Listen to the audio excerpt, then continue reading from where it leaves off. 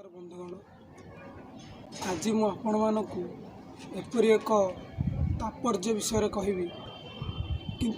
कहबी जे आपण माने किपरि आपण मानकर निजर परिश्रम को निजे सकाळू उठी आपण मानकर परिश्रम किपरि भाबे आपण तुलेबे आउ निजे किपरि भाबे एक भल मनीषटी हेबे आउ बापा माँ ना रखिबे से विषय में आज आपण मानक किछिटा टिप्स देवी। जदि आपण मैंने मोर से किछिटा टिप्स रे जदि भल माने आपण मानक जदि मोर से टिप्स जदि आपण मान मन देह होउची तेबे आपण माने मो चैनल को लाइक करेंगे, सब्सक्राइब करेंगे, शेयर करेंगे।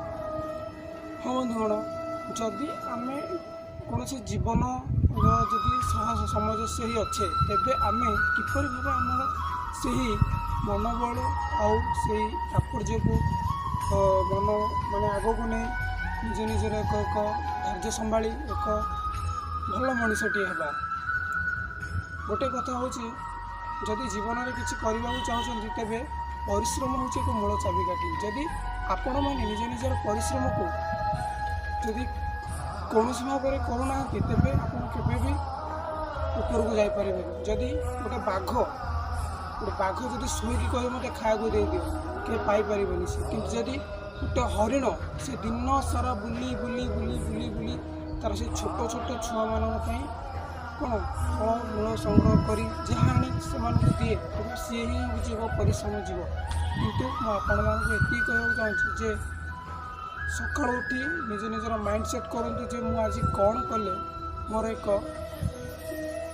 मनोबल प्राप्त हम आउ गोटे भल कम करने चेष्टा करी आउ आपण मैंने यही जीवन जहाँ करेंगे माने आपण निज निजर टैलेंट हिसाब से करंतु। मु आज पेंटिंग करी किछटा पैसा इनकम करी सेटा करन भल ना आपण मन जहाँ अच्छी माने पैसा इनकम कर गुड़ाए गुड़ाए बाट ये अच्छी से बाटे आप पैसा इनकम करेंगे। किंतु निजे निजर मन को आगे सुधारे आउ भावे जे मु गोटे कौन करी जीवन में गोटे कौन करी निश्चित कौन गोटे करी मोर कहबार कथा। आउ निज निज गोटे लक्ष्य बनातु सका उठी निज निजर गोटे लक्ष्य बनातु आउ ये कहतु जे मुझे दिने दिने गोटे निश्चित कौन गोटे करी आउ मो बापा माँ ना रखी ये मोर कहबार तात्पर्य।